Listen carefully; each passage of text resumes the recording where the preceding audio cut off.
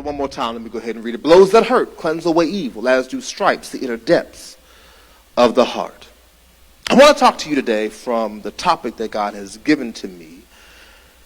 And it's going to be an uncomfortable topic for some to hear, an uncomfortable truth for some to deal with.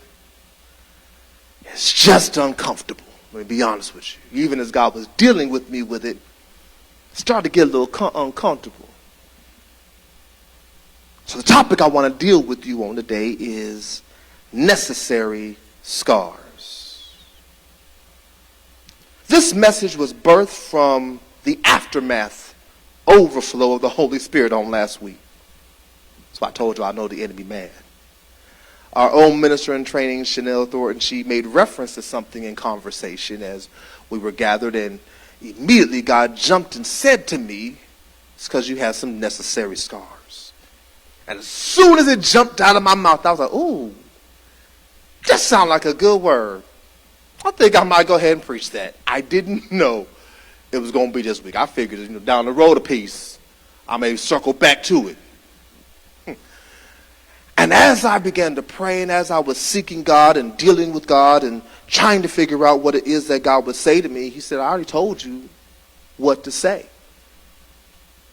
I said, okay, God, I don't want to do that right now. He said, I don't care what you want to do. I said, this is what you're going to do. But God, we just dealt with storms and floods, and we didn't deal with killing ourselves and all kinds of stuff. Lord, can I get a reprieve? Can we do something a little happier? He said, I said what I said. So I said, okay, sir. I will do what you tell me to do.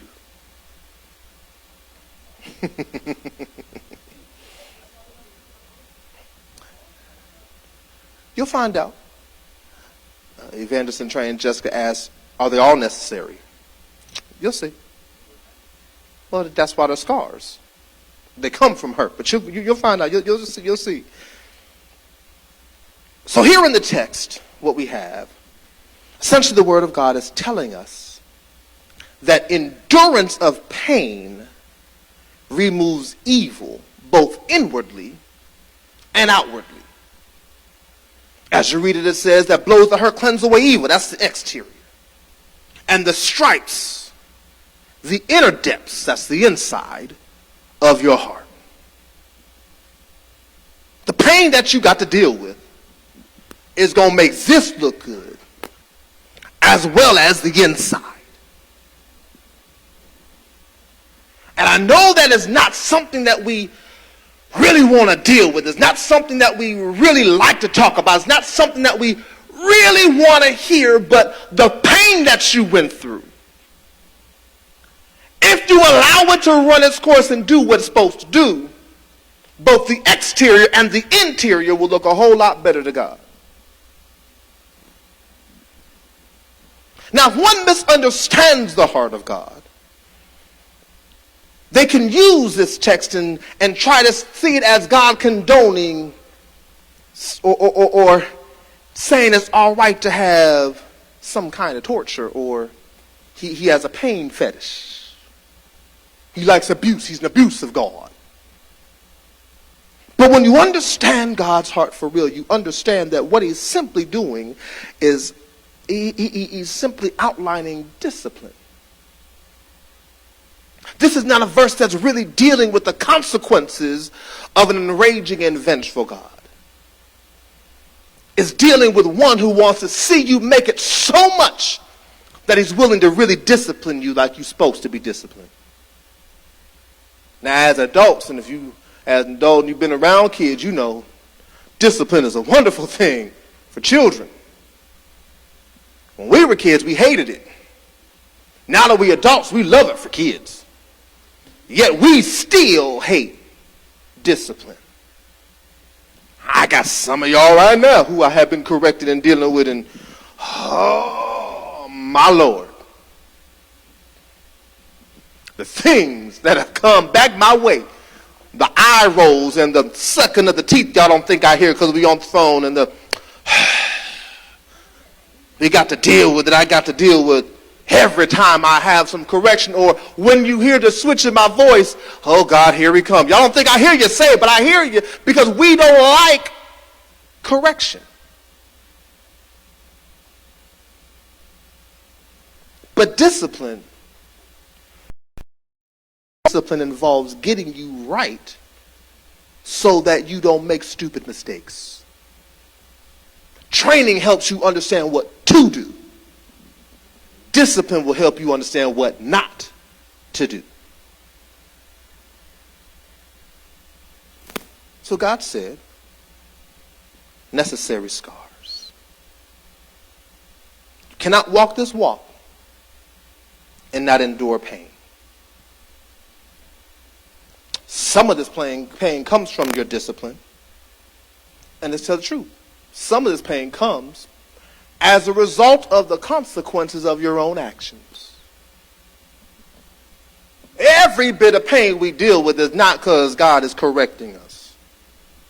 Every bit of pain we deal with is not because the enemy is after us.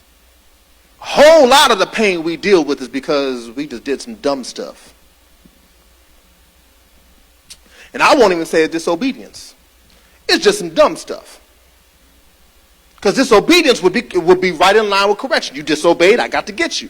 Some stuff is just, you just did some dumb stuff, and as a result of you doing that dumb stuff, you got to deal with, okay, let me make it practical for some folk who can't get how this is not, how, so watch this. I felt you in the spirit. I felt you. Watch this. I got you. So watch this. So right over, for y'all who can't see, right over on my left-hand side, past these lights over here, there's a window. Now, God didn't say, don't get a running start and jump through the window. He didn't say don't do that. So if I go ahead and do it, it's not disobedience. However, it would be a stupid thing to do. And the hospital trip, the bill, the recovery, and probably the grotesque scars are going to come as a result of the glass shattering all across me. Not to mention the bill I got to pay to fix it because I done busted somebody else's window. All of that is consequences of my own stupidity. So everything is not God disciplining. Most of the stuff is the stuff that we just did stupidly. We have to learn how to make better choices. Yes, ma'am. Go ahead. Hold on. You already know. Get the mic.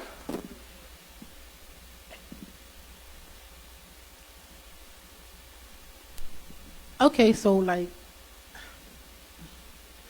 is that like when you decide that you're just going to have unprotected sex and have a baby? Would that be more in line of discipline or just consequences for your actions? Well, that depends. And how about doing me a favor? Come here. No. Bring the mic. We're gonna switch.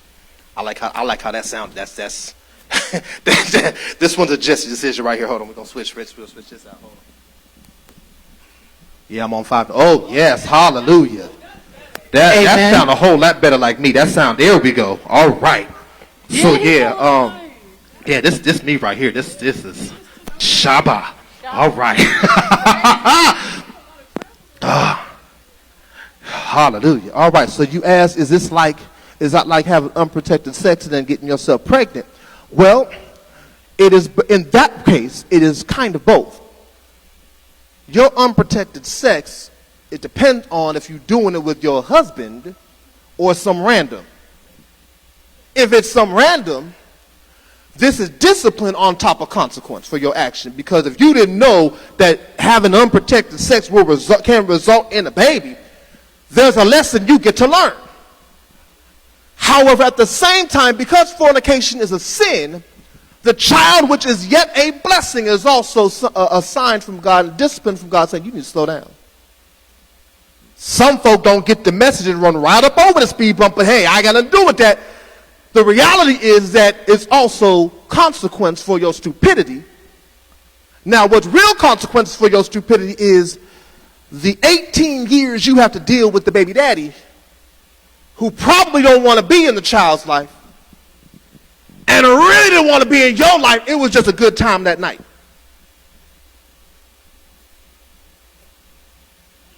And even the 18 years of dealing with that daddy's demons that aren't on the daddy but happen to be on the child because both of your spirits happen to come to make the child. Yes, ma'am. Oh, I thought you had your hand. She trying to tell me to get up off that now. Get up off that.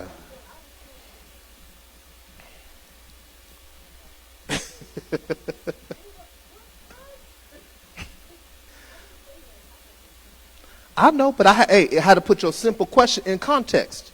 Because if it wasn't your husband, then because if it is your husband, it is not even a consequence. It is a blessing that God has given unto you. However, it is still a consequence of the decision made. There's absolutely ways to prevent that. Condoms still work, and birth control, and tube tied, and vasectomies, and well, it's your husband and wife, so you can't say abstain, but we're going to move on. We're going to move on.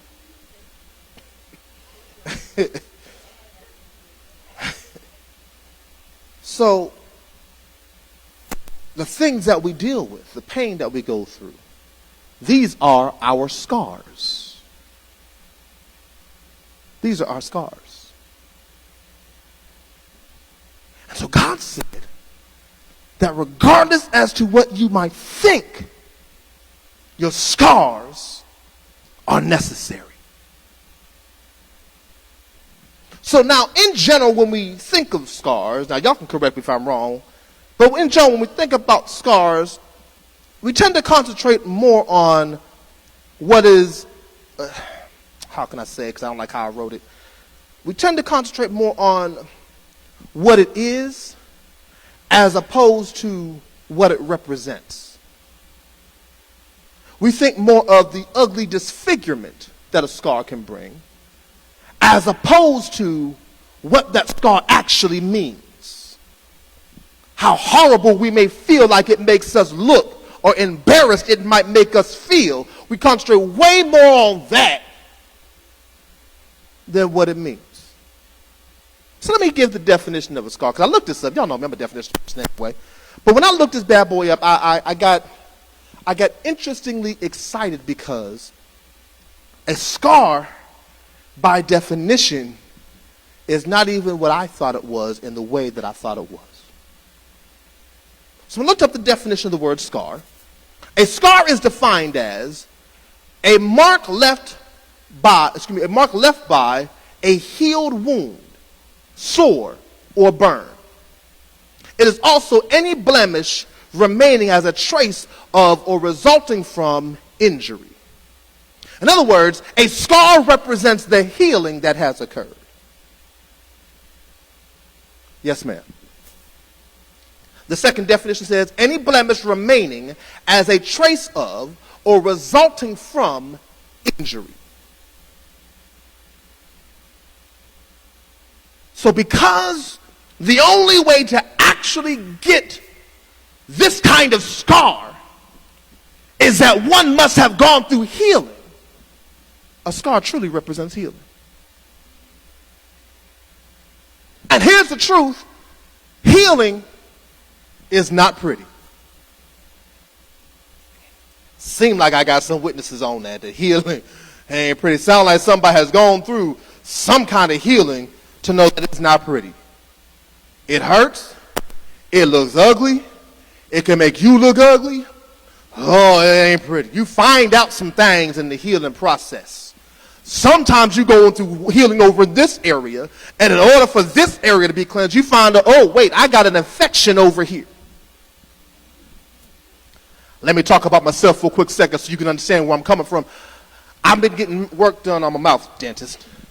I've been getting some work done on my mouth, and I ain't had a chance to go back because it was last year. I got to go back to restart some of it this year. So what they was doing was I need to have a root canal here, and here, and here. And so what they said was, what we're going to do, here and here. So what they said was, we're going to start here. And what we really want to do is we want to get here because this is the worst one. And then before we crown it, we'll do the other three so we can order the crowns all at the same time. Cap them all, send you on the way. They started to get here. This before they even really dug real deep into the root canal. They got ready to start here, and they found, bro, you got an infection in your mouth. So before we can start and do the work we want to do, you got to take these antibiotics. Clean this bad boy out. So took the antibiotics and went back, and they said, okay, now we're going to dig in. They got the root out. We done for now. Take some more antibiotics. Come on back. Did them. Now I'm back. I'm like, okay, what we getting ready to do? They said, well, your benefits have run out. So my benefits ran out. So I couldn't get the rest of this work done yet. So he said, well, what we'll do, because you actually already paid for this root canal, we'll just go ahead and finish it off so you ain't got to worry about dealing with this. He started to go in and do the things. You know the process. I just know that he started to go in. And when it went in, they jacked up my mouth. For y'all who act like y'all ain't seen it, I look like I've been smoking Black and Milds for like the last 2 months and a half.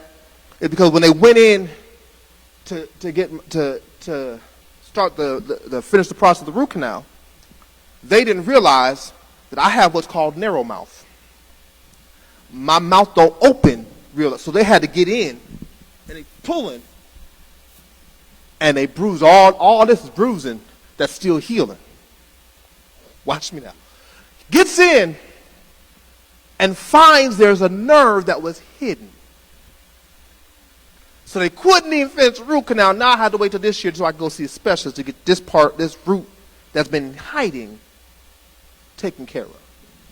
In order to get all of this done so that I can heal. But let me tell you why I originally went to the dentist. I originally went to the dentist because I was like, yo, this side of my mouth is hurting a little bit. And they were like, well, we're glad that you came in, but it's this side that's got the most that we got to deal with first. Because sometimes when you go to heal some things, you find out in the process that something else needs to be healed first, and it was being covered up because what you were dealing with was over here. I like that word, deferred pain. And so I had some deferred pain. The reality is that we've got some deferred pain, and we try to hide the pain so that we never get the scars. If I had known that my mouth was going to be looking like I've been smoking, I probably would have never gone. I am too dark, and I wear too much black to have my lips this black. Let's stop acting like y'all ain't been wondering yourself. What's going on with Jesse? Y'all look, I appreciate you, Prophet Skay. She is the only one of y'all that had the nerve to come up to me after service one week and say, are you okay? I was like, yeah. She said, what's going on? I was like, it's the dentist. She said, yeah, because it looked like you've been smoking. I said, no, yeah, but the dentist did. She said,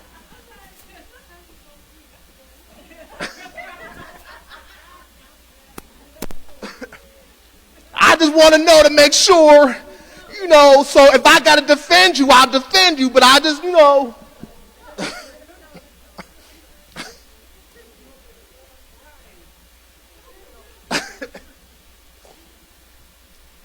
But once you can wrap your mind around the fact that healing is not pretty, and that your scars are meant to show healing, then you can be able to understand that scars are often necessary for your life's journey. Wait a second. I just hit a word that I got to clarify. Necessary. Let's understand what necessary is. The word necessary is simply defined as something required for a particular purpose. I'll say it again. Necessary is defined as something that is required for a particular purpose.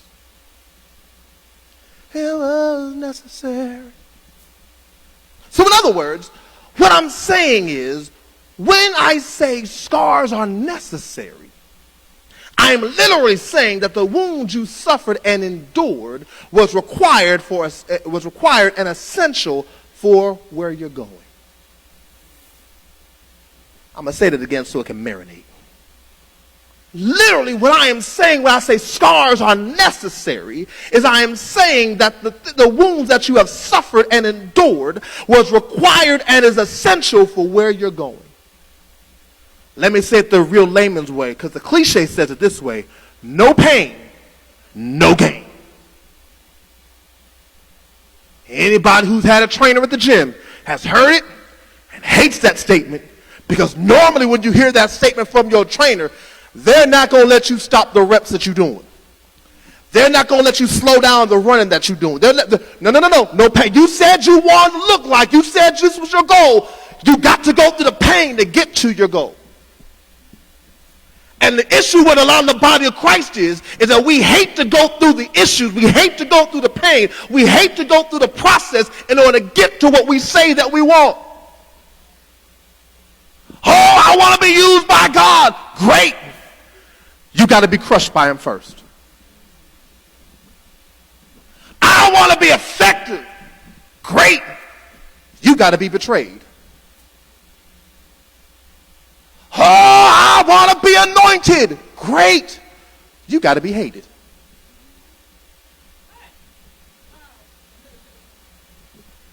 And because all we want is the results and never want to do the process, we never have the scars. And because we never have the scars, we can never get to the process.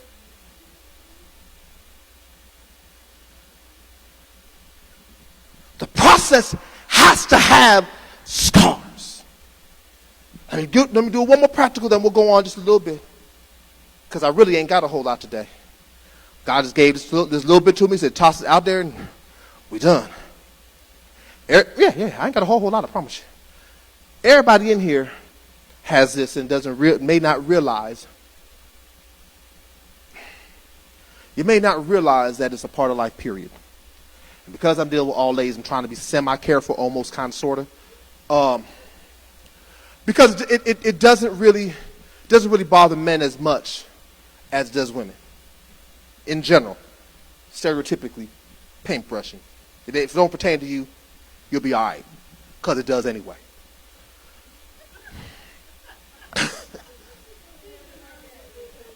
Everybody in here has some stretch marks.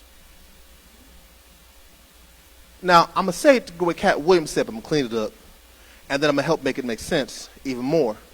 Cat Williams said, he said that everybody who is an adult and is a grown man understands stretch marks, because all that means is either you were small and got big, or you was big and got small. But really what it is, even past that, is it means growth. Yet, every time someone sees a stretch mark, we trying to cover it up, cocoa butter it up, slapping cocoa. Let's heal this. Come on, we got to. But it literally is the fact that your body is healed from the stretching it had to do to grow. Babies don't have stretch marks. I don't know an adult that don't. Not one. I don't care if he's Dwayne The Rock Johnson, Holly Berry. I don't care who he is. For Jay Jordan, who I know who can hear me. I don't care if you Alicia Keys. I don't care who he is. If you are an adult, stretch marks is your portion. And if you don't think you got some, you got somewhere you can't see it. Let somebody else take a good look. Examine real quick, and they'll let you, oh, there's some right there. I ain't going to tell you what something out that I found out. I was like, Lord, okay, so that's what we doing? We doing tigers? Okay. I didn't know I had, okay, Jesus. But these marks are a signature of your growth. You can't show your growth without having the marks. Yet we run from the marks. We try to hide the marks. Even though God said those scars, those marks are necessary. If we do not endure the pain, if you can't handle knowing you're going to have some marks, then you'll never get to the purpose God has for you. Because your scars are necessary. Absolutely 100% necessary. And not only are they necessary, they got a purpose. As a matter of fact, they have 3 separate purposes that God has given to me to give to you, so that you can understand why your scars are necessary. Let's deal with number 1. First purpose of your scar. This is the one. I started off with this one on purpose because I'm going to get this in and out the way, because this is the one that we want to run from. Well, we really want to run from all 3 of them, but we don't know we're running from the other 2. We really want to run from this one, though. The first purpose is that your scar is a reminder of what not to do.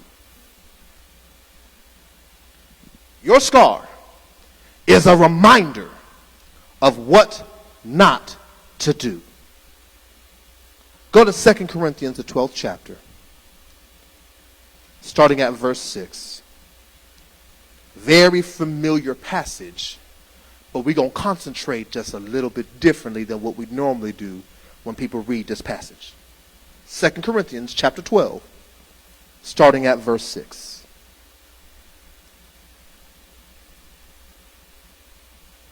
And the Bible declares this: for though I might desire to boast, I will not be a fool, for I will speak the truth. But I refrain lest anyone should think of me above what he sees me to be or hears from me. And lest I should be exalted above measure by the abundance of the revelations, a thorn in the flesh was given to me, a messenger of Satan to buffet me, lest I be exalted above measure. Concerning this thing I pleaded with the Lord 3 times, that it might depart from me. And he said to me, my grace is sufficient for you. My strength is made perfect in weakness. Therefore, most gladly, I would rather boast in infirmities, that the power of Christ may rest upon me. Therefore, I take pleasures in infirmities, in reproaches, in needs, in persecutions, in distresses, for Christ's sake. For when I am weak, then I am strong. Here we have Paul dealing with some things. And normally when we deal with this passage, we jump straight to, my grace is sufficient. His strength is made perfect in weakness. And we really don't understand and really recognize why Paul has to cry that cry. Yeah, we know he's got a thorn in his flesh. He's got this thing that's bugging him. But we still miss the purpose as to why it's bugging him. It's bugging him so that he doesn't do what he wants to do. In verse 6 he says, though I might desire to boast, I'm not going to do it because I ain't going to be a fool. I want to. We've had those moments. Excuse me, you must not know who you're talking to. Let me introduce you to who I am. I don't think you know who you're dealing with. Excuse me, do you know and let me explain to you my credits and credentials. Let me show you who I am. Paul was somebody who could do that with. People they seem to forget that though Paul was one of the greatest apostles that we know, and Christians generally quote him more than they quote Jesus, aside from him being Paul the great apostle, he was Saul of Tarsus, a very well-educated man. This man was someone who was a scholar, and he knew multiple languages, and he was a captain around the Roman Empire. He was sent out to do things for the emperor. He was able to do some things, go in and out and talk to people and deal with people. He understood how to break down the word of God well before he ever knew Jesus. He captained people, and people followed him wherever he wanted them to go, did what he wanted them to do. So now I turn over my life. I give it over to Jesus.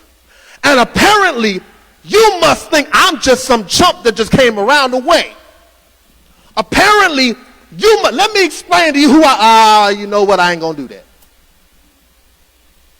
Because as soon as I do, I look down at the scar and I say, I can't do that. The scar, it's called, if I just, If God would just open my mouth one good time, I would just, but this muzzle on my mouth. This was Paul's life. And so he said, so I don't boast because I want to. I'd be a fool if I did. I'm still going to speak the truth, but I'm not going to boast because the other side effect of my boasting is you're going to start exalting me higher than what I should be. And I can't have you seeing me too high because then God will knock me off and I'll fall. And it'll be your fault, not mine, because you put me up there. Let me give you a quick side note. Some people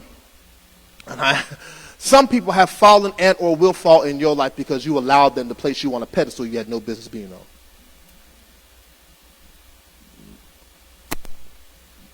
Some people are going to drop because you got them way up here. And God's like, hey, that's my spot. And that person don't even know they up there. But you got them up here. And God's like, you got them as God in your life. Okay, let me show you which one was God. And now they fall. All because you put them up there. Yes, ma'am. So how do you prevent that if someone gets stubborn? Is God just going to allow those people who just refuse to take you off that pedestal some of your flaws? Is that how it's going to happen? Or because you're saying sometimes we don't even know that these people are putting us up there, and you do your best to say to them, hey, to God be the glory. Mm-hmm. This is not me. Mm-hmm. Thanks and everything, but no thanks. Like, you do that, but what if they still refuse? Is it now you have to go through the public scrutiny of someone seeing your flaws? Do you see my question? I see your question. So here's the thing. So I put it in this way. This is the reason Paul said I ain't gonna boast. Part of our issue is we do a whole, y'all have heard of dry snitching? We do a whole lot of dry boasting. And so what a dry boast is I'm telling you my credits without telling you. I'm going to use your field. So singers actually do it all the time. So trying to think of a real good one. I want to. It could be that, but I want to give a little more extreme first. That I'll narrow it some more. I can't think of one of the singers who do it. I'm drawing a blank. But so singers and or hip hop artists, when they start to talk about all the stuff that they have in their songs, and how I just heard, huh? Oh yeah, this dude. Every time you turn around, he's talking about the things he has obtained and what he has done, but he's not doing it seemingly braggadociously. Like he's annoying because he's just annoying. His personality just comes off and rubs folk the wrong way. But if you take his words at just his words, they're not really bragging in the way we see bragging. He's not saying, I got all these millions and ha you don't. He's saying, look at what I got. Hey, you want it. Maybe you can do it too if you be like me. That's a dry boast. Because I ain't called to be like you. I'm called to be like God. And so what happens is now we say, I'm not boasting, I'm being humble about it. All the more while you're talking about all the things that you have obtained, making people want to be like you as opposed to be like God. And God said, no, I'm going to knock you off. So how you get around that is, well, Paul said, I just don't brag at all. This is going to sound contradictory because I'm getting ready to dry do what I just said don't do, but I'm doing it for a purpose. It is a very rare thing, and y'all correct me if I'm wrong because y'all been around me long enough. It's a rare thing for you to hear me list my credits without purpose. When I'm talking about the things that I have been able to do, places I've been able to go, people I've been under, how long I've been in ministry, etc., etc. You have to be very careful when you do it with purpose. Even in terms of trying to do it with purpose, you have to be very careful in your doing of it, because, so I only say it generally when I'm pointing to something in a message to articulate more so the message so you can still look at God. So I'll tell you about the people that I've been under, the places I've gone, how long I've been in ministry. Not so that you can say, oh my God, look at him, he's done wonderfully or whatever. And so that you can see, oh my God, look how far God has brought him. If God can do that for him, God can do that for me. Sorry, I don't mean to take up too much time. I just want to make sure I really understand. So, for example, Drake. When I listen to his things about talking about where he's at, it encourages me. It really doesn't make, I don't want to be like him though, but it's like, for some reason, his bragging is like an encouragement song. Like, I don't know how to explain. Am I making sense? Like, some of his songs, You're making sense. The only reason it's hard for me to relate is because I don't listen to Drake's music, but I understand the context. okay. So is that allowed where at the end of that, the vision is for the people to feel more encouraged, not necessarily focusing on you, but like focusing on, hey, you know you got it good. Like, for example, like Friends by Beyonce. Mm-hmm. Even though she's talking about her friends, when I sing it, I talk about my friends. Like, I'm excited. My friends, real friends, are better than your friends. Like, I got, you know what I'm saying? But I'm not like, oh, I want to be like Beyonce. I'm just like, I got great friends. Thank you, Lord, for my friend. You get what I'm saying? Like, So here would be where I would draw the line at. okay. In terms of the two artists that you're dealing with, and you can parlay it to any portion of life, there are not many songs I know that Beyonce does at it. That's true. That's very true. Kanye does it almost every time he opens his mouth. And so that becomes the line. If this was a Beyonce type characteristic, every time you heard her, it's what I do, what I did, who I am. I got this many records, and I done sold out here, and I got this much money. Look about her. It's a very rare, and I don't know all her catalog, but I will say from the stuff that I have heard, it's very rare that you hear of her braggadociousness of stuff and people so that people look at her. But however, she still is a cautionary tale because people all over the world are still trying to be her as opposed to put in the work she did. Let me break it down one more time that I see with my, so I'll come to you, and I'll bring it into my world so I can talk a little bit more intelligently. It is the difference in this regard between Michael Jordan and LeBron James. I am a Michael Jordan fan, huge. Mike is the GOAT, but I have never seen LeBron James have a commercial. Sometimes I dream, here's me. Got to see, that's how I dream to be like Mike. If I could be like Mike. Gator had a whole commercial about it. The shoes that he wears, the reason they became so popular when they first came out was because he made it seem like if you put these shoes on, you can be Michael Jordan. LeBron James, on the other hand, when he goes about his business and talking, he lets you know about the work ethic you got to put in. He lets you know about the things and the people around him that have helped him be great and what he does. And so while you may be looking at me, don't just look at me, look at my hustle. MJ was, yo, look at me. My team, yeah, they help a little, but it's me. His documentary he did, the Last Dance, which I love, was all about him. All about him and what he did and what he accomplished. You heard very few things about the team, and when you did hear about the team, a whole lot of what you heard about was negative from them. And how Michael saved them and what Michael did for them. That's the difference. And so you have, I am who I am. I can't help that God has exalted me because I have put in the work. So you're going to see me. But don't just look at me. Look at all the stuff around that helped me be. Don't try to be me. Try to be you, but implement this stuff so you can be the best you possible. That's what Paul was saying. Yes, ma'am. So I feel like there's a time and a place for your resume. Like if it's a moment where you need to present yourself and roll your own credits, there's a time and a place for your resume. and there's a time for not that to happen. I think, like, in my own personal experience, and I won't mention her name, but you know exactly who I'm talking about. I have had some encounters. If we all think back, because we all have church experienced in here, being around a whole bunch of other first ladies, and I got a chance to observe some things. Yeah, she came automatically to your mind, didn't she? And I learned from her what not to do. That's why most people are like, "You a first lady," and I'm like, "No, I'm a Philanda. My husband is a pastor, and if need be, if I need to, then I will put my title out there.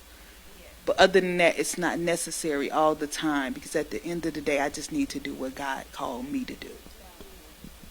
Those things that can be done, whether you have the title or not. And so Paul said, I could do this boasting, but I ain't going to do it, because this thorn keeps me humble. But not only do I not want to boast, verse 7, one of my favorite verses in this passage, he says, unless I should be exalted above measure because of the abundance of the revelations. Let me make that real practical. So I don't get big head because God talks to me. I ain't walking around saying, I'm the pastor, you need to hear me. I hear God. And God will speak through you, yes. But because I'm trying to have this relationship with God myself, He's going to speak to me. And so Paul said, I'm not trying to get the big head like I'm the end all be all. There's this thing that a lot of what they call theologians love to talk about is the dissension that happened within the body of Christ around this time, where there were people who were of Paul's camp and people who were of Peter's camp, and they were fighting over who was better. I'm from Peter. I'm from Paul. I'm from Apollos. And Paul was like, yo. We serve the same God, bro. This ain't about who it is. This is God we serving. And this is where you start to deal with the scripture that talks about we are many members, but one body. You may come from one side, but we still the same body, and the body can't say it can do well without the member. The body can't say, I don't need my eyes. Now, I may be able to adjust and work around not having eyes, but my body really needs to see something. My feet can't say I would rather be hands, and my hands say I would rather be my nose. You have the membership where you're at, and you're important where you're at. And so Paul says, I'm important where I'm at, but so I don't get this big head though, because God be speaking to me. God keeps me humble with this thorn in my flesh. Yes, ma'am.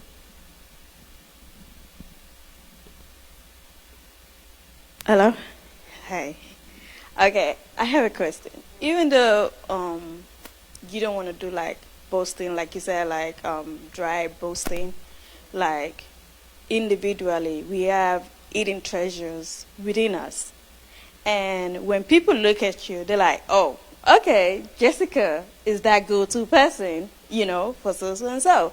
Because that's just a skill. Even though she's not boasting, but you could still see it loud and clear, and to some point where people start like worshiping her without her knowing, So, like, does she have to hide her personality, or does she have to tone it down? Does she have to, No, she don't have to hide her personality or tone down. So here's what it is. Yeah. Once again, what happens is people are drawn to what you reflect. So if Jessica is the go-to person, when you come to her, she's going to tell you the answers you need while yet telling you this is something you can do.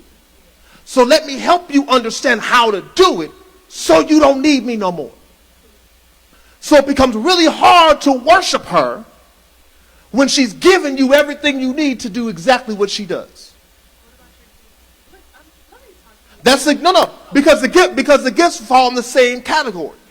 Those who are gifted to do what you do, you can teach them to do how you do without being you.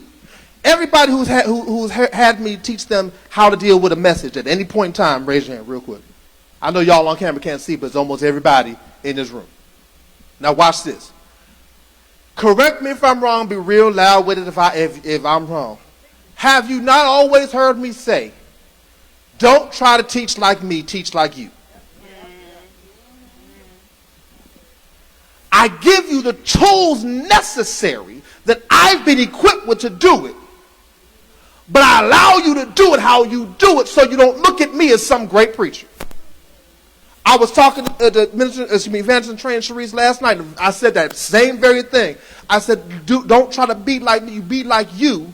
I'm giving you what you need so that you can do it, so that you can see that what I'm doing is not that complicated. Everyone has the ability to do what God has given me to do. You just can't do it like I do. You have to make it your own and do it how God has given it to you to do it. So you ain't going to sound like me when you get up here. You're going to sound like you. And if you tap into you being you while utilizing the tools necessary, you'll be effective. So even with the gifts, it's hard to exalt somebody who continually says, I ain't doing nothing. Let me show you how to do what I do. And I've been around them because I've been in church all my life. There are pastors who don't do that. There are pastors who will make you think that what they do is so deep. And oh my God, there's no way you can get this revelation. And the reality is, I done got deeper by doing the same thing. And my prayer is, you get deeper by doing the same thing. So Paul was like, yo, he be talking to me all the time, but so I don't get a big head. The first part was so that you don't put me up. The second part, so I don't get a big head. This thorn in my flesh. It hurts, and it keeps me looking at it. It keeps me saying, oh man, I got to humble myself. My dad used to have this cliche. I love my dad.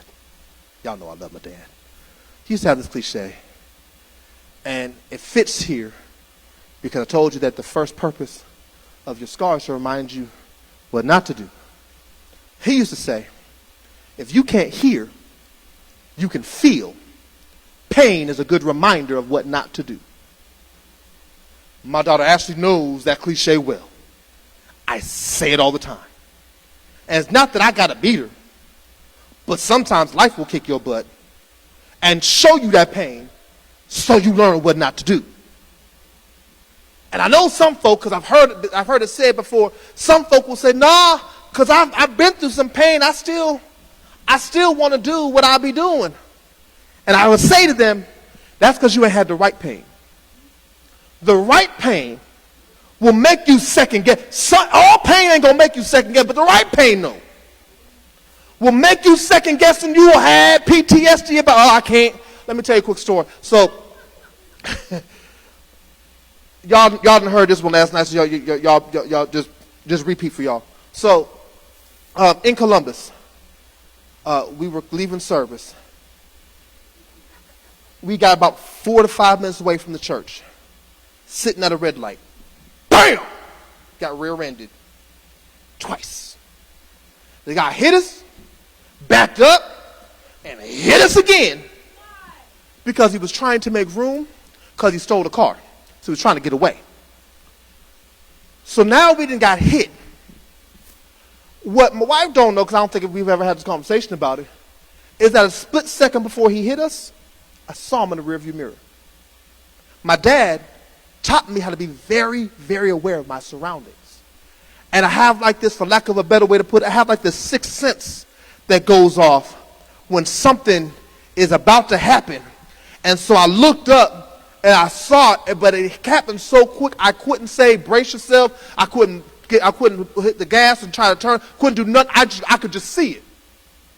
So every so often now, I'll be at a red light or in stop and go traffic, and I'll get this little jump because I keep reflecting back on, oh God, okay, we good. Ooh, Jesus, okay. My heart starts super fast. I've been in a few accidents in my lifetime. That's the only one that got me, because it was the right one. Because the only accident I've been in like that, people I care about were involved.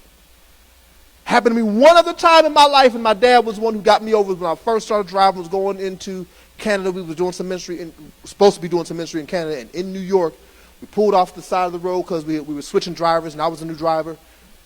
And apparently I wasn't going fast enough. I was going on the side of the road about 70 before pulling in the highway, but the guy coming around the curve was going 90, and he smacked us. And the cop said that had he hit a little bit further to the left, he'd hit the gas tank, and we probably would have died. And I told myself, I ain't never driving again. My dad got us to the hospital, and once the doctor said I'm okay, while we're waiting on everybody else to find out if they're okay, me and my mom, he said, come on, let's come here. And so I went out with him. We got in the car, and he drove us out into some field. You know how hard it is to find a field in New York. He found a field in New York. So all the way towards Canada is all I know. Okay. So, and he pulled over, got out the car. He said, get behind the driver's wheel. I said, nope. Get in the car and drive. Nope, not going to do it. Get in the car and drive. My mom's like, Raymond, leave him alone. Let him be. He said, Sandy, if he don't do this now, he'll never do it again. He will never drive again. And so it was that allowed me to get over that, where for the longest time, I didn't have that kind of, oh my God, what's going to happen? But this accident in Columbus, though, I still got shakes every so often, because it was the right pain that reminded me, ooh, let's never have that happen again. And so this is the pain that Paul was talking about. So I don't ever do this. This pain was sitting here. And that's why God said to him, my grace is sufficient. Because he said, hey, God, can you get this scar off of me? Yo, buddy, my grace is sufficient. Strength is made perfect in your weakness. And after God said it 3 times to him, that's when he realized, oh, you know what? I'm going to stop looking at my situation the way I'm looking at it. I'm going to flip it. And now, rather than being upset about my scars, he said, therefore, most gladly, I would rather boast in my infirmities, that the power of Christ may rest upon me. Therefore, I take pleasure now in infirmities, in reproaches, in needs, in persecutions, in distresses, for Christ's sake. I'm happy now when it happens, because now it keeps me humble. This scar, this discipline, this thing I'm going through, it keeps me from doing some really dumb stuff. I'm going to say this, then move on. The prophet came to me when I was in college. I'll never forget this. And it sticks with me to this day. And I'm constantly reminding myself about it. She pulled me up in front of her. She said, God has favor on your life. And me being me, I was like, yeah, whatever. You got to understand. So to know me is to know. To know me is to know. People are always trying to say nice stuff about me when they prophesy. And I don't believe half of it. I don't. Because half of the time that people are trying to say nice stuff to me when they prophesy, they're saying it after they have seen me in some kind of ministry. And so I believe the only reason you're saying it is because you saw me minister. If you didn't see me minister, would God have said the same thing to you? If it's God, yes. But it's a rare thing for someone to not know who I am and prophesy to me and be accurate. I come in and somebody says, Pastor Jesse. And now next thing I know, 3 folk want to prophesy to me. Oh, God's going to grow your ministry. Oh, God's going to bless you. God's going to...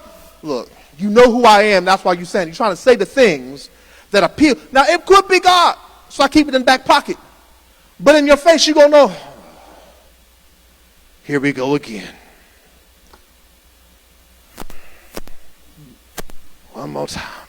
So she pulled me up. And what she said to me was, after she said that God has favor on my life, she said, listen, you don't realize it now, but God has you on a short leash. I said, huh? She said, he has you on a short leash. It's not a short leash because you're in trouble. It's a short leash because he's never going to let you get too far away from him. Every time you come close, here come that yank. That is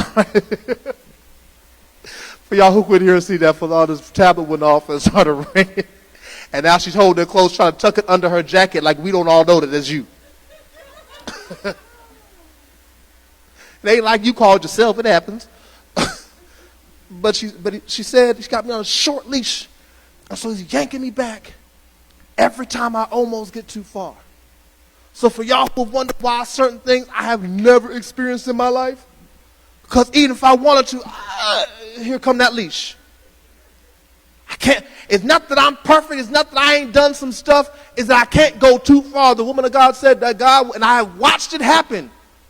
I've in my mind set my mind up. I'm getting ready to do X. And as I'm preparing to do X, here come the block. And I don't mean like no block like, oh, I know this is God. I mean just dumb stuff. Like I'm on my way somewhere. I ain't got no business going. And now there's a traffic jam and I missed what I was trying to do. I'm walking somewhere and I hurt myself. And now I got to go take some Advil because I'm hurt and I can't do what I want to do. I'm about to go speak to someone. I ain't got no business speaking. Oh, it sounded like a little worse a little bit. So I got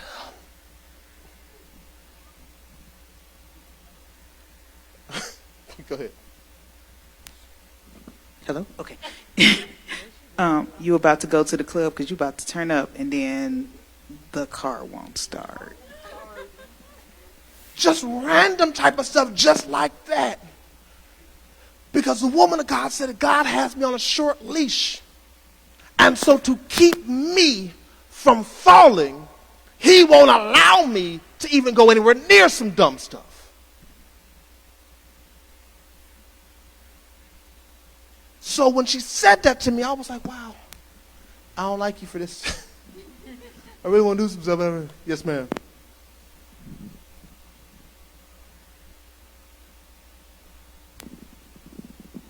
So with God having you on a short leash, I said you. I said you. With him having you on a short leash, that means, like, I don't want to say that means he don't trust you or stuff because, I mean, you're you. Whatever. So if he has you on a long leash, like, what does that necessarily mean? Like, I'm confused by that. So here's how I'll put it.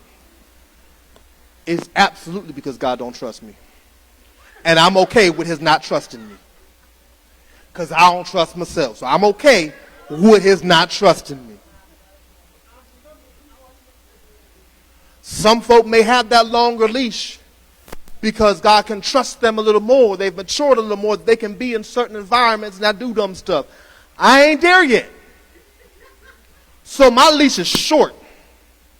My leash is like from here to the pulpit, right here. From here, this is what I got right here. I'm within smacking distance of God. That's what I'm saying. He only have to pull this. What you doing? Nah. Okay, so yeah, that for y'all who didn't hear, my wife decided not to use the mic. She was like, I can't even sin good, which is the truth. I was in the midst of getting ready to fornicate, and all of a sudden I wound up with a wife. Because God said, I'm going to make sure that you don't do anything that's going to cause you to fall. Because I need you for a purpose, and I can't have you too messed up.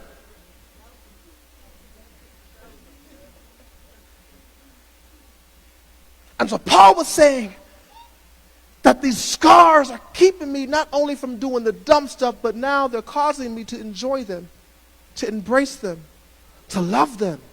I take pleasure in my infirmities and reproaches. I take pleasure in my persecutions and when I have need. I take pleasure when I take pleasure because God's going to get the glory out of my life. And once we can get to the place where we understand that God's trying to get the glory out of your life.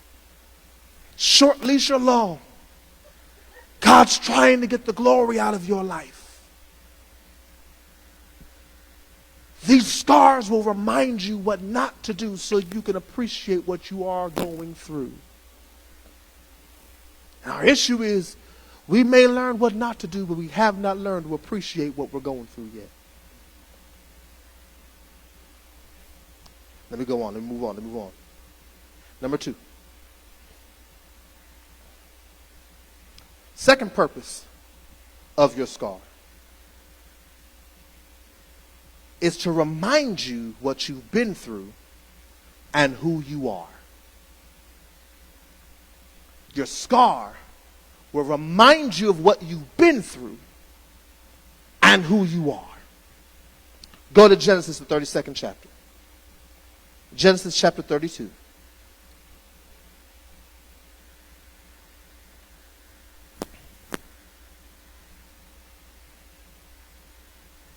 And Nicodemus, I wasn't thinking like a dog leash. I was thinking more like them baby leashes. The baby leashes are shorter. Yeah. Because normally with most dog leashes, especially the new ones, they got that little thing where it extends, you got the lock. But they're still longer than baby leashes. Most baby leashes ain't that long. Because if you let the baby leash be too long, somebody can snatch them from the leash and you not see them. Some babies are real short. That's what God got me on. It's not them. I'm right here. I might as well be holding his hand. So Genesis, the 32nd chapter, starting at verse 22. We're going from 22 to 28. And the Bible declares, and he arose that night and took his 2 wives, his 2 female servants, and his 11 sons, and crossed over the ford Jabbok. He took them, sent them over the brook, and sent over what he had. Then Jacob was left alone, and a man wrestled with him until the breaking of day. Now when he saw that he did not prevail against him, he touched the socket of his hip, and the socket of Jacob's hip was out of joint as he wrestled with him. And he said, let me go, for the day breaks. But he said, I will not let you go unless you bless me. So he said to him, what is your name? He said, Jacob. And he said, your name shall no longer be Jacob, but Israel. For you have struggled with God and with men, and have prevailed. The angel was losing a fight and decided to cheat. I'm going to dislocate your hip. I'm going to hurt you so you'll let me go. However, here's what God showed me. I'm going to read just the way he had me write it down. The angel hurts him, but because of Jacob's perseverance, he gained his true identity.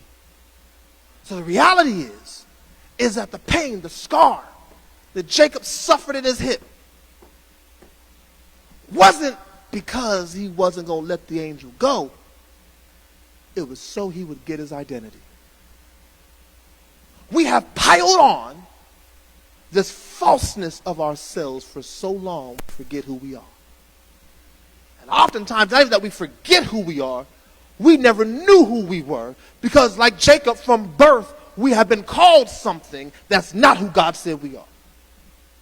Y'all have heard me teach about Jacob before, so I'm gonna give you a refresh real quick. With Jacob, they call him a supplanter. We, in the modern Christian age, have started to call him a trickster. We say he stole the birthright blessing. He stole the birthright. He tricked his daddy into blessing him. First of all, it was his mama who tricked his daddy. He just followed his mama's instructions. Secondarily, when you read Jacob's story good and understand it, you realize that God was always intended for him to be the blessed one.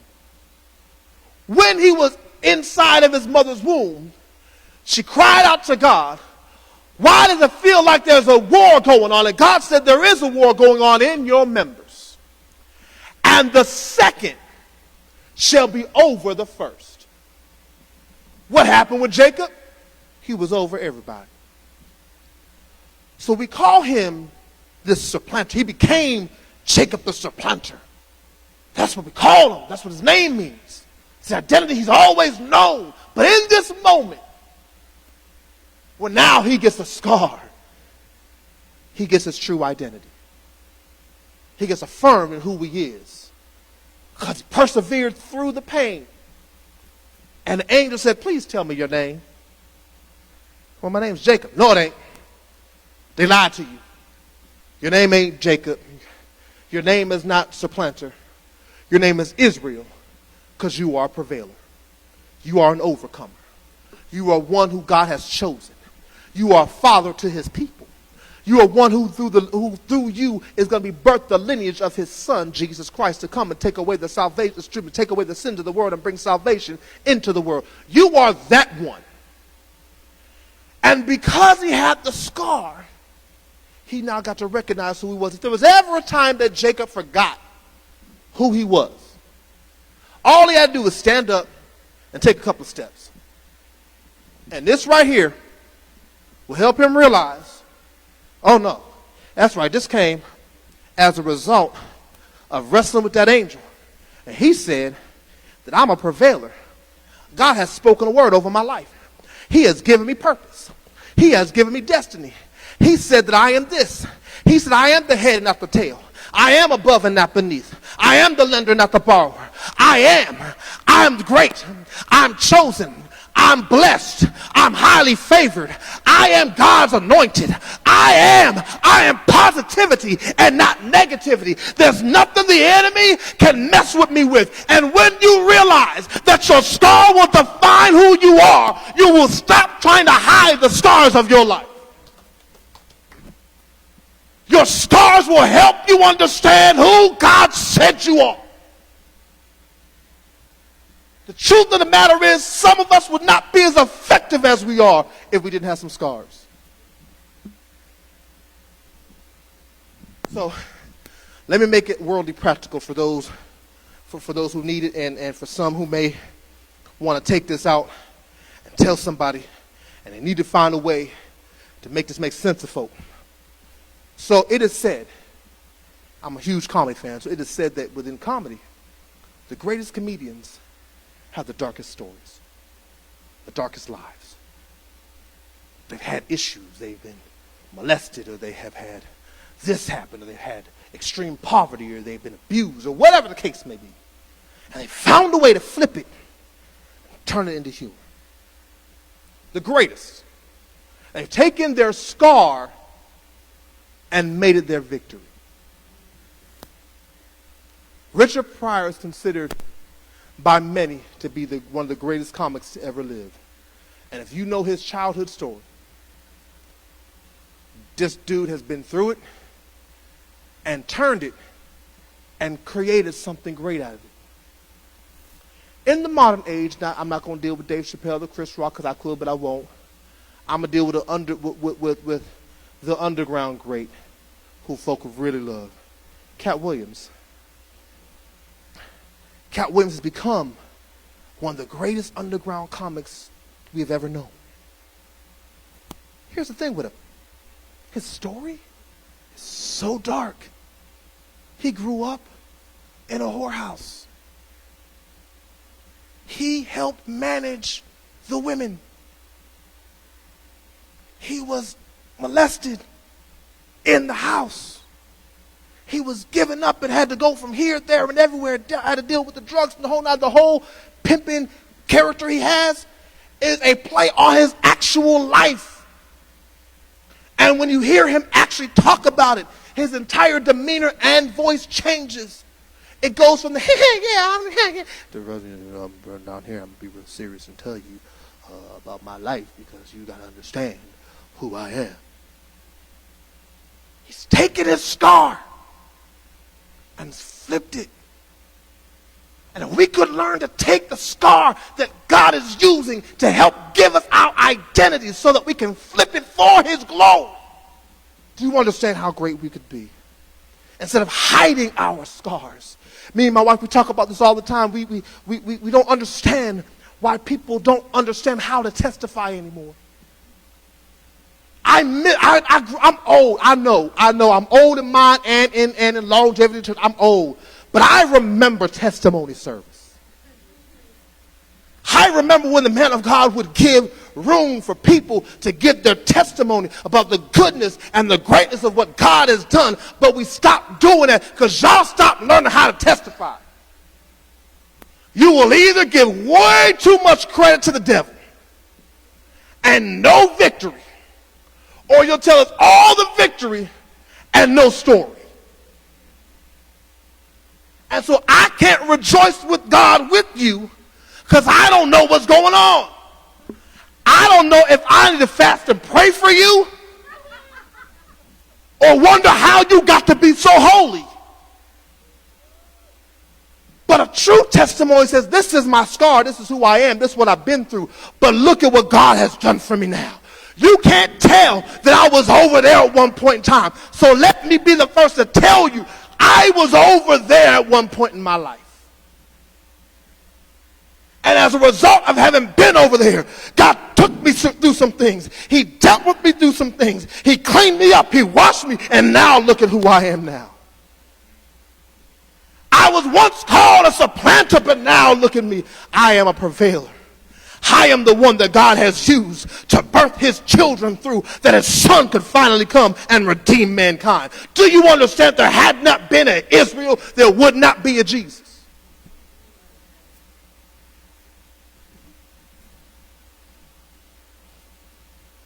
So you have to learn to flip it.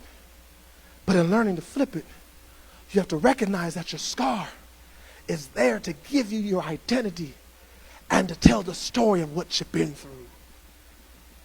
The full story. Not the edited version of the story. The raw, uncut story. Yes, ma'am. She need the mic.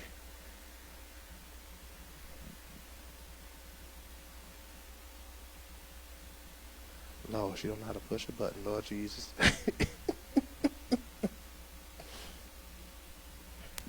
Mm-hmm.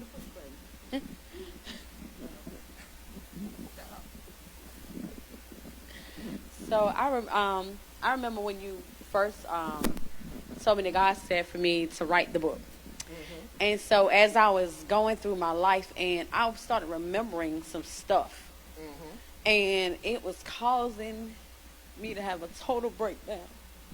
Like, I had text from Wanda. I was like, I thank God for delivering me from the trauma, but I don't think I'm gonna write this book.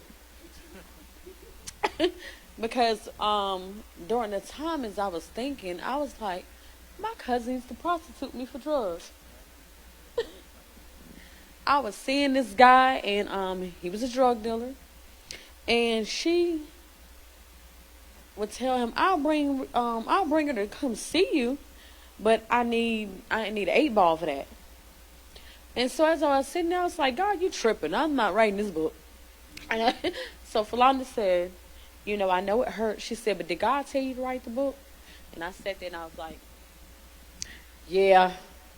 She said, so you know, and I was thinking, I was like, you know, okay, well, what I'm going to do is stop telling you when I'm going through some stuff.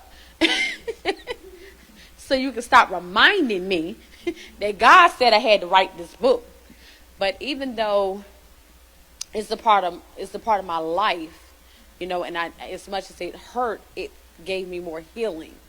And to remember why certain things was going on, you know, I was still kind of mad with just I couldn't pick that, you know, go get me a bottle and drink these thoughts away again. But and truthfully, I'm blaming it on you. I know you said it was God. I'm still blaming it on you. It's totally all you, okay? Me and God didn't have that discussion before y'all had it. Yeah. But I can say now that as I'm healing, I don't think about drinking anymore. You know, so I can say I'm proud of that part of it. You know, I still don't want to write this book, okay? I'm thankful to God that I'm able to see me without hiding behind a substance to hide who I am. And, it makes it more easier to deal with who God say who you are when you're not hiding behind something else. To be able to open those old wounds and have all these little scars. Because I'm going to say I'm scarred from head to toe. but it helps so much to be able to deal with yourself when you're not hiding behind stuff. To be able to go through this. So, yeah. And that's the beauty of it. When you stop hiding behind. For some people, it's the stuff, it's the addiction, it's the whatever. For a whole lot of other of us, it's the applause of people. It is that I need to impress you so you'll think something of me. It is the let me go ahead and have some nice clothes and a really nice car, but pull up to a studio apartment. Nothing's wrong with a studio apartment, but if you're driving a BMW up to your studio apartment, you need to get your priorities in order. You are more concerned with what people will think about what you look like rather than the living conditions that you have. And so we love to hide behind the stuff. This is why I start off by saying that Jacob had to rid himself of this false identity he had all his life that was either given to him or that he allowed to put on him his entire life. He never knew who he was. Some of us have forgotten who we are, but most of us never knew who we actually are because we're too busy hiding behind the identity of stuff that other people have given to us. Israel never called himself Jacob. His mama and daddy did. Israel never made himself feel rejected. His daddy and brother did. No one made him run but his brother, who was upset that he got what was his in the first place. And now, all this time later, all of these hours and years had passed, where he's now on his way back to go get what's rightfully his. And isn't it interesting that in the midst of him getting ready to get to his purpose, God steps in and says, hold on, before you go get your purpose, let me introduce you to you. So when you take your rightful place, you take it with who you are. Because there's a bouncer right at the door of your purpose. Oh God, there is a bouncer right at the door of your purpose. And when you pull out your ID and you say, hey, this is who I am, they're going to check this ID. No, that ain't you, bro. That's fake ID. Get out my face. Come back when you got a real one. But when you have come with your real ID, before you can even get the ID out your pocket to show the bouncer, come on in, I know who you are. Doors become open to you when you are who you are. When you stop trying to be other people, when you stop trying to hide your scars, when you stop trying to be what the world expects of you, doors will open up for you when you are you. Our issue is we got to start learning not only to be us, but to love us. And the way you have to learn to love you is you got to learn to love your scars. If you can't love your scars, you don't love you. If you don't love what God has taken you through, God, I hear you. You don't love you. Yes, ma'am. Get to the point where you're okay with who you are, who you were, and who you're supposed to be, and love all three of them. Once you get to that place, God, speaking from experience right now, once you get to that place, you feel so much freer, so much joy than you've ever felt before in your life. When you get to the point where you are living your life unashamed of what you went through. That they don't make you and they did not break you. When you can find that place, this is where it's like a euphoria like no other place. Well, watch how powerful this is. Pass the mic back. Watch how powerful this is. So with Jacob, piggybacking off what you said, with Jacob, watch this. So Jacob wound up realizing I promise you, he wound up realizing at some point in his journey that no one could stop him from getting what was his. Mm-hmm. Because watch this now. I told you when he was in his mother's womb, God said it belongs to him. His brother came out first, and so his brother had it. But all of a sudden, now he has something because of who he is. He wasn't ashamed that he was a cook. Oh, God, I love you so much, Jesus. I'm sorry, that hit me. Because he learned how to cook from his mother, something that he shouldn't have had to learn how to do as we would see it. Because he was supposed to be, as the one who gets the birthright, supposed to be learning from his daddy. So he learned something unconventional that helped him get to what he needed. So he had to learn how to cook, and because he learned how to cook, his brother now has to eat. And so his brother says, I will sell you my birthright in order to get some food. And now the skill that he acquired along the journey helped him get the food. Watch this now. Because he was so close to his mama, who loved him dearly, she decided, I'm going to make sure you get blessed. Sometimes your connections, because you're on your way to purpose, will help you go ahead and get your blessing. And so she said, I'm going to do whatever I got to do, including deceive the husband I love on his deathbed, to make sure you, my son who I love, don't miss out on what is yours. You can't tell me that something didn't begin to reflect in her mind about what God said. I know the Bible don't say it, but I'm looking at how her actions went. She was not one historically to go against her husband. She was not one historically to say, I'm going to deceive and be a trickster to my husband. Something had to remind her of the promise of God. So she said, I got to make sure you get blessed. So baby, I may love you, but we're going to have to do some things. I'm sorry that you got tricked, but this baby is the one who's supposed to get it. So now he's in position to not only have the birthright, but now have the birthright blessing, stuff that was already his, in the midst of everybody and mama trying to keep him from it. Because he was walking towards purpose, everything he needed was opened up for him, and there was nothing that could stop him from getting to his purpose, nothing that could stop him from getting to where he had to get to. All he had to do for the final step was embrace the scar. Now he wrestled with this angel. I got this scar, I got this hip. I'm in pain. I'm hurting. You to dislocated it. But you know what? I'm not going to stop fighting.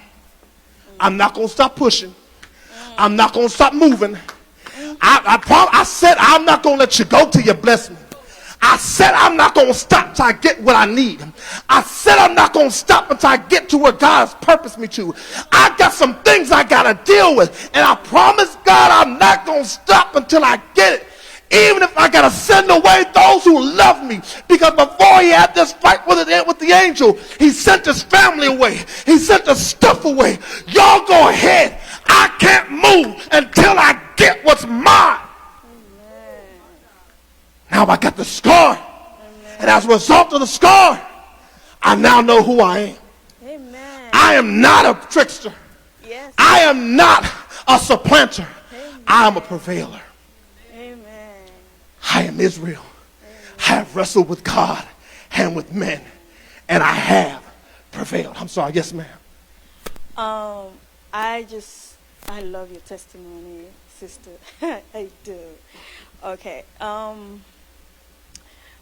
Personal experience. If I didn't have the scar, I would have a total different identity, which I probably wouldn't be fulfilled on the inside, thinking something was missing. But with a scar, it actually brought me closer to God. So, yes, I kind of understand when you said, embrace the scar. Yeah. You have to. You got to embrace it. Because if you don't, you'll miss out. You cannot let the scar keep you from your destiny. And you cannot let your fear of the scar keep you from your destiny. When I say you can't let the scar keep you from your destiny, here's the flip side that you have to be aware of when it comes to embracing your scar. You can't embrace it so much that you begin to put walls up and never let anything else in. Because sometimes we recognize the scar. Oh, I've been hurt. I've been damaged. I'm not going that way. Because more people can hurt me if I go over there. My heart's been hurt, so if I open up, it just allows more people the potential to be able to hurt me. So I'm going to shut down shop. God, I can still do your will if I shut down shop. No, you can't, baby. You got to embrace that scar and let the scar do what the scar do. But God, you'll understand, they lied on me. They cheated me. They did this thing to me. I understand, but you had to go through that to do what I've called you to do. So you must embrace the scar. But I have some scars that have built some walls. And God said, in order to get to purpose, not only do you have to embrace the scar, but you have to knock down the walls. Because here's the thing with Jacob, and then I move on. Jacob went back to the place his brother said, I'm going to kill you. And he went not in bitterness. He went not in hatred. He went in love, bearing gifts. Hey, I know you want to kill me, but and if that's what you got to do, I'm not running from it no more. So I'm standing right in front of you. If you got to kill me, go ahead and kill me. But before you do, just know I got some stuff for you that I feel like I just want to bless you with because God's been so good to me. And I know I'm leaving myself vulnerable now because I didn't send everybody away. I didn't send my troops away. They're gone on ahead. I'm sitting here by myself. And I know you know I'm here. What are we going to do? And yet he still lived. Because he embraced the scar. He didn't run from it, and he didn't let it make him run from the purpose. Embrace your scar. Number 3. We're just about done. Here's the last one. It's number 3. Thank you, Holy Ghost. Whew, God. And this is the one I thought was going to be the power. This is the one I was waiting on right here. I like number 2 though. But this one right here, this is what I thought was going to. So here it is. Number 3 is your scar becomes proof to others.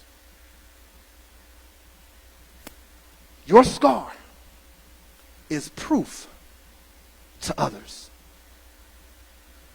Go to John chapter 20, verse 24 through 29. John chapter 20, verse 24 through 29.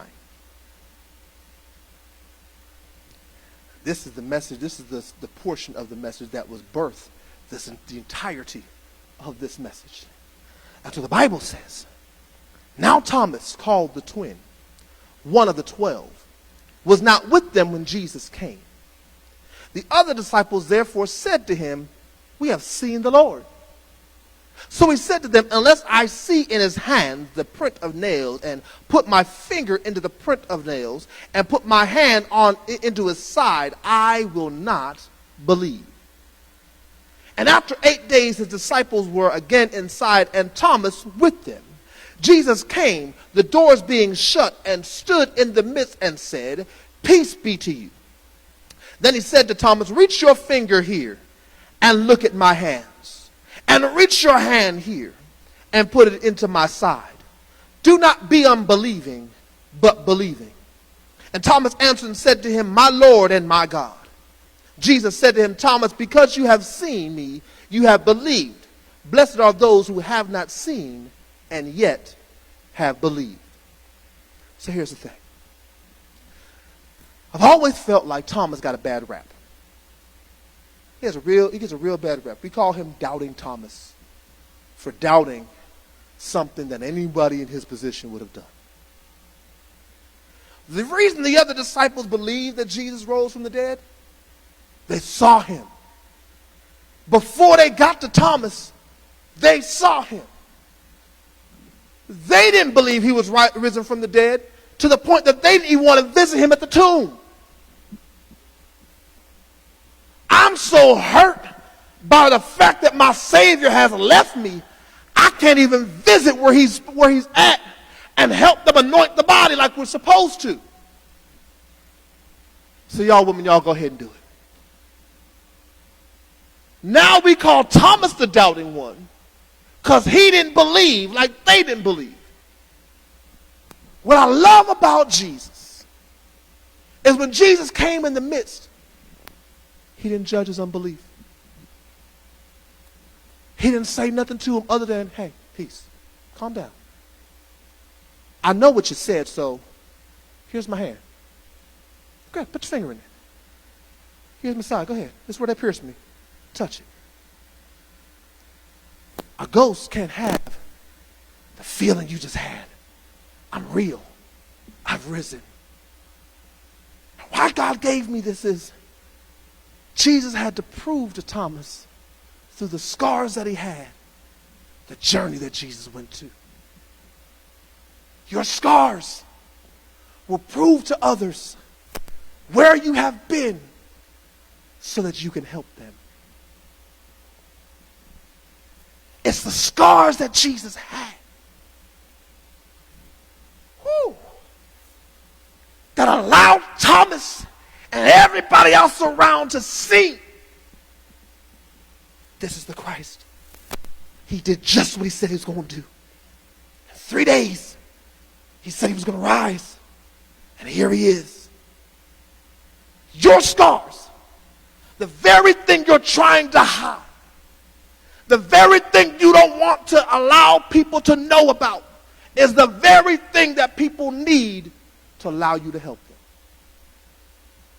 Most people will tell you if you ain't been through what I've been through, you can't tell me how to get through.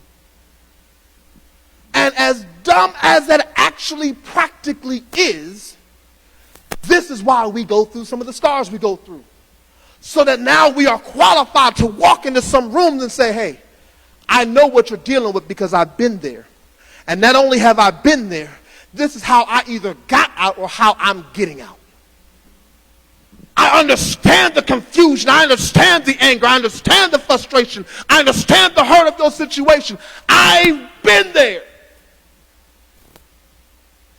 Let me show you how to get out. Oh, you don't believe I've been there. So let me tell you about the situation. And I begin to tell people, let me tell you how I do it.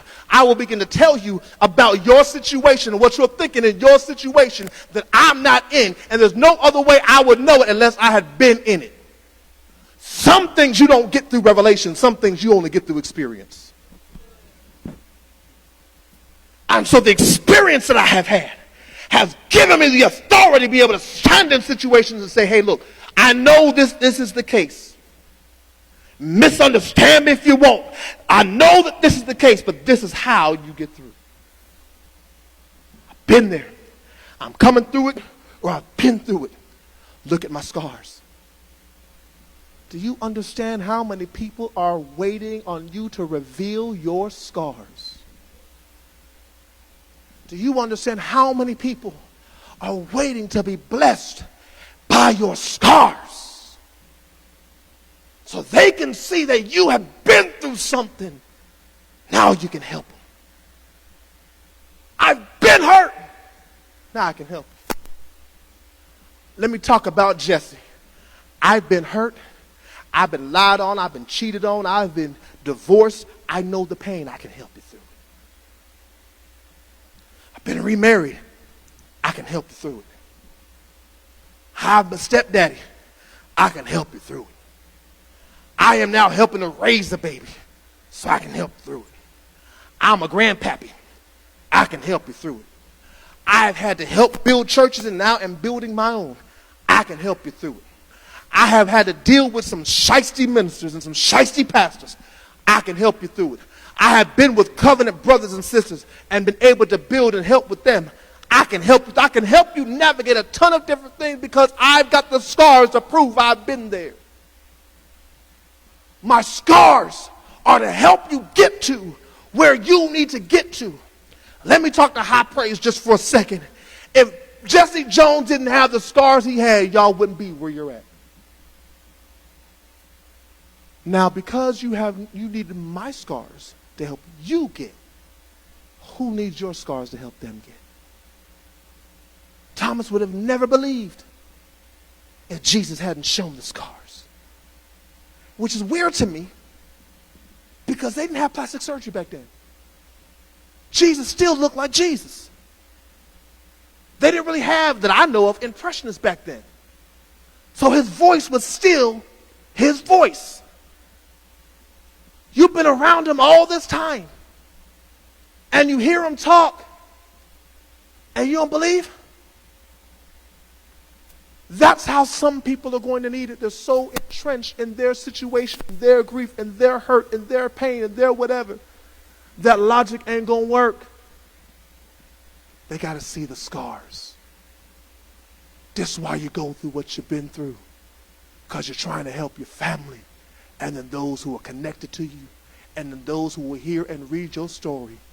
You're going to help them through because they see the scars. It's the scars that help.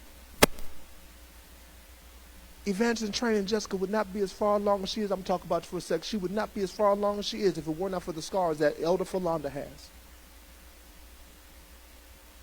There are things that I could help her with, but I ain't got them scars.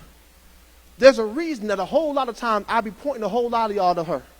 I be listen, y'all need to talk to Philanda about this. I could talk to you and tell you the truth, but let me give you somebody who's been there. I've never been a mother, so I don't know what it's like to be a mother. God, I ain't gonna talk about that part. I'm not gonna tell you business. This, because you ain't said this one publicly yet that I can recall, I ain't gonna say. You got to say it publicly first before I ever do. But it was on the tip of my tongue. I had to bring myself back in on that one. But I've never had these things happen. I've never gone through molestation, so I can give you revelation of what God has given to me, but sometimes revelation don't work. You got to see the scars. And so I can refer you to her because she's been through these things. She's been through loss. She's been through these kinds of hurts. She's been through a bunch of stuff that I ain't been through, so Jesse can't help you, as wonderfully anointed to God be the glory as I am. I got to point to somebody with the scars, because your scars will help other people. I could give Minister in Training Chanel advice on the move that she just made, because I've been there twice. Like she has been there twice. Oh, I'm not counting Ohio because you was home in Ohio. Akron to Columbus, that ain't nothing but a 2.5 hour drive depending. So you can get back and forth. I'm sorry, Akron, Jesus. Youngstown. I had the right time frame. This is the wrong city. You could get back and forth and get home. So I'm not really counting that move. That's a shift more than a move. But when you went from Columbus to Savannah with nobody, I can relate, because I went from Quip to Columbus with nobody. Then I went from Columbus to here with nobody. You went from Savannah to here with nobody.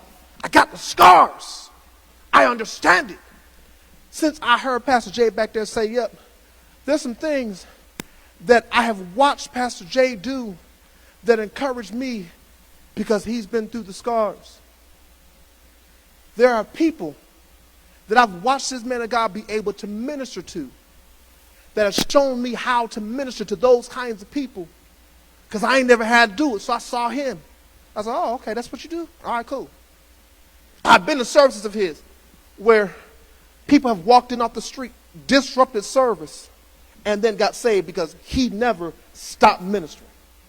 He saw the Spirit on him and kept working and knew that it was the anointing that would destroy the yoke. And before 5 to 10 minutes was out, they'd fallen out the altar. I got to get saved. What must I do to be saved? I didn't have that skill set prior to meeting Pastor Jay Jordan. I knew how to do outreach. I knew how to minister to the homeless. I could do those things in the settings that those things were needed. But you disrupt my flow when I'm up here, I'm a little shook, because I ain't. And I watched him just flawlessly transition, help them through salvation, get right back to his message like nothing ever happened. He had the scars to help me. And now I have the scars to help someone else. Your scars are proof to other people that you've been through something, that you've had a journey, that you've had a story that they need to read to get through what they need to get through. Takes those scars, those necessary scars. Your scars give people hope. Your scars give people encouragement to do what God says to do. Yes, ma'am. Okay. I hate to interrupt. I am shaken right now because this whole message is this whole week, this is what God has been dealing with me, or dealing, whatever the English is, just about scars. And so last week Sunday I was at church and I was just reminded, so I have like a chronic pain in my knee that came from an accident I had 4 years ago. And that's not something that I ever talk about. It's like my own thing. I'm frustrated just because of the story around it. It is not just a physical pain, it was an emotional pain tied to a time where I lost my dad and I tore my ACL and my knee was completely messed up. And so there's all these things happening to me, and I'm just like, I was confused about what was happening. And as I decided to, my mom said, let it heal, let's not do surgery, let it heal naturally, so believe in God for it to heal. And I just got a revelation right now because it was so funny. I was like, what is going on? But God was telling me that as I was going through that healing, he was preparing me for the process of my grief, that is going to, the healing process, that I have, I have this pain that I have to let it heal. And this chronic pain, as God is saying that, like you're saying, it's proof to others. It's a reminder of his goodness. Because when I get it all these years, I've never testified about this. Because to me, I'm like, where's the healing?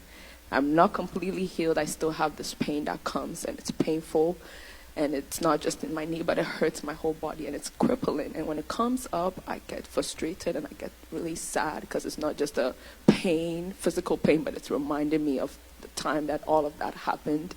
And I would never give a testimony about it, because I guess, honestly, this week I was just like, why should I give a testimony? Like, you've not completely healed me. And I never felt like, God was good to me or anything. Like, why would you take my father away and then basically make me a cripple, because I was in a wheelchair for a long time, and going to the funeral and having to like limp and be in pain. And it was just, I didn't understand. And like you're saying that, like, yes, it was a reminder of what not to do, because honestly, I was going too crazy with, exercising and doing some things that I probably should have slowed down. So I think it was a reminder, like, slow down, but also saying that, like, it reminds you of what you've been through and what you're going through. It's just like, he was good, God was good, because they said that if I did the surgery, it would take me 6 months for it to heal at least. And then when I didn't do the surgery, I was like, how long? Like, am I going to like live my life like this for the next year or something? And it was amazing to me that I still was able to go to the funeral at that time. I don't even know what came upon me, because I felt my body healing when I was at the funeral. I was like, I'm in pain, but I also felt something different. I was like, I don't know, I'm still being able to limp, do my stuff. And I knew that the healing process had already begun, and it just took me like walking in that healing. And now 4 years later, every time that chronic pain comes, it's just like, I think the enemy is just playing like, oh, where's this healing you're talking about? But then it's like, God was like, I'm trying to use this is just a reminder for you to remember my goodness, that I healed you in that time. Like, you needed surgery, but you didn't get it, and you still were able to be healed in like 6 months. I was walking, and with a limp, but I was walking, and I was like, oh, okay, I can do this. It was frustrating, but I didn't have to do surgery. And even though every time it comes, I'm like sad, because I'm just like, this is not a happy, like, why am I still going through this? And when it comes, I'm so sad. But it's like it's a reminder. He said, I don't know how long I have to have this pain for, but he's like, when it comes, just, I want you to remember my goodness to you. Like, I was there with you. I healed you. I'm still healing you, because that's like how I feel right now. It's like the scars, like I still have it. I think I'm still healing through it, but it's like, it's good. And you're still going to have that reminder, and that reminder is just for you to know that I'm here and I've got you. And it's,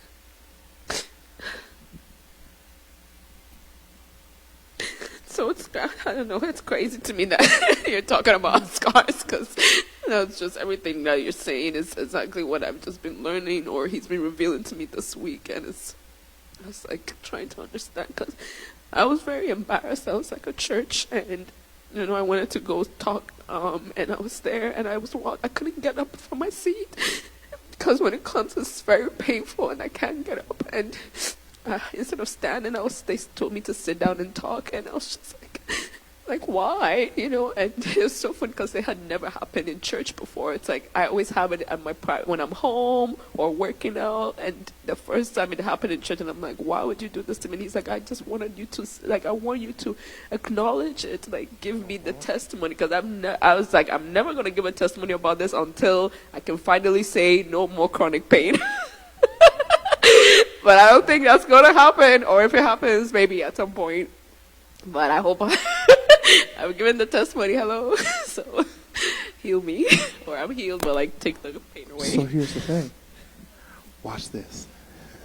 God, I love you. I love you so much, Jesus. Watch this. Here's the thing. You don't recognize it yet, but you already are healed. And I'm going to prove it to you. You said it was a scar. Based off the context of the message, you said that you felt like this was for you, and this was for you, your scar. Let me go back to the definition of a scar for a second. The definition of a scar says, is a mark left by a healed wound. You don't have a scar unless it's healed. So now we go where we're at with Jesus. Watch this now. Jesus walked to Thomas to show him his nail-scarred hand. And the scar from where they pierced him in the side. Scar. He's Jesus. He's healed. But there's still a hole. He's Jesus, but I can still feel the piercing in the side, so that he and others can acknowledge what God was doing. The pain in your knees that keep coming, yeah, it's the acknowledgement God wants, that you embrace the scar. It was for you a time of grieving and mourning and hurt. God said, I'm trying to get you to embrace it, so that now you can take it and flip it and use it as a time of celebration and praise. So rather than every time it hits, it's, oh my God, this hurts so much, and I'm flooded with the negative emotions that come with grieving. When it hits, God said, I want you, oh, glory to God, I can do what I couldn't do before. When it first happened, I can still move. Before, when it would hit, I couldn't do. But look at how far God has brought me, and it will wind up being a testimony. I promise you. But I'm so glad, Pastor. I didn't even see you back there, Pastor. I appreciate you, because I know you're a much more learned scholar than I am in this case, because I've heard you teach. So I need you to answer a question for me real quick, if you wouldn't mind, sir. I had talked about earlier. I talked about Jacob, when he became Israel, and the angel pierced him and dislocated his hip. Now, to the best of my recollection and studying, I don't recall anywhere that shows he was healed from that limp. So he was never healed from the limp. His entire life, this was him now, because he was hurting. But I told you the limp redefined him from being the supplanter to now the prevailer.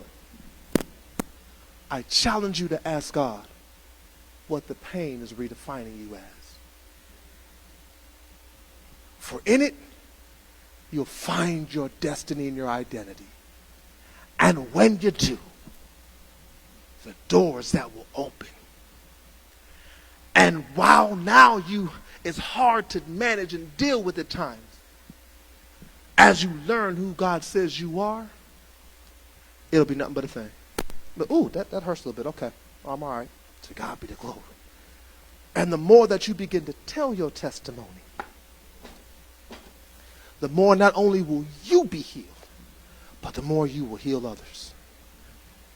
There are people who heard what you said right now and who will hear what you just finished saying, that I promise you were like, I understand that pain. And the fact that she can keep going means I can keep going. The fact that she was able to stand in the midst means I can stand in the midst. And so to God be the glory. Yes, ma'am. The sheer fact that you don't look like what you've been through. You don't look like what you've been through.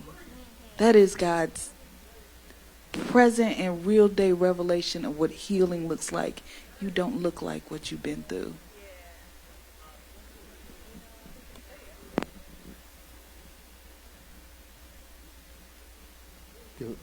Mike.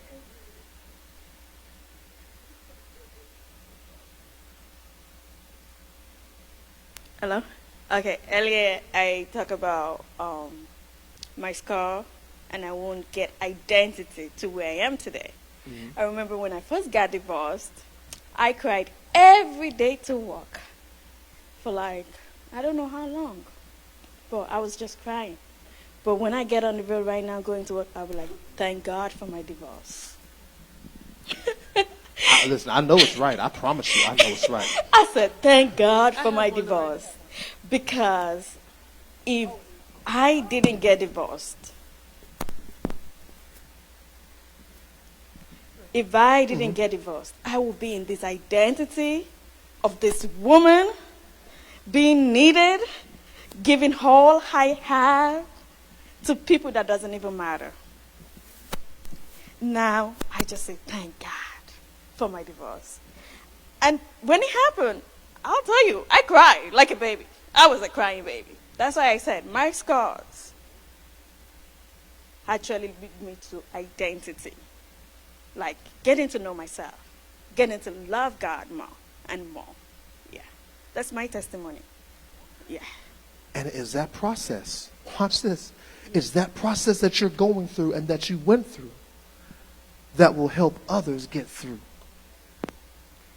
You don't understand how, you understand because you've been through it, but most people, until they've gone through it, don't understand how heavy divorce actually can be.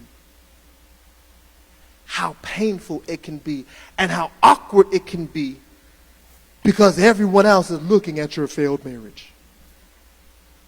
One day, you are Mr. and Mrs., and the next day, you're just you. You stood before God or before whoever you stood before and said, this is the person I'm going to spend the rest of my life with. And the next day, both of y'all still alive, but y'all ain't together no more. There are people that need to hear it so that they can understand it's not a death sentence. And it's not the end of your life. But if you don't embrace your scars, the people that are called to come to hear you can never get through because they're not hearing what God has given to you. Yes, ma'am.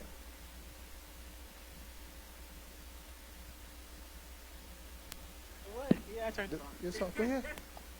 So I have a question, another one for me.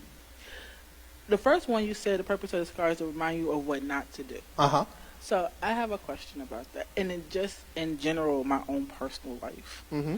So kind of like her testimony or her divorce was kind of like mine with my last breakup, and how I was on the verge of suicide and things like that with that particular breakup of my life. And I'm guessing that's because like at that point in time I made him everything to me. And would that be like more or less the scars of me showing that, you know, God showing me like, hey, this was your God and your God was no good, let me show you something better? Well, I'll give it to you two ways. So first, yes, because because I know your testimony, I know, yeah, you put him way too high. Way too high. Secondarily, though, it's also a reminder of what not to do, because he was not God sent for you. There was no God in him. He wasn't seeking God.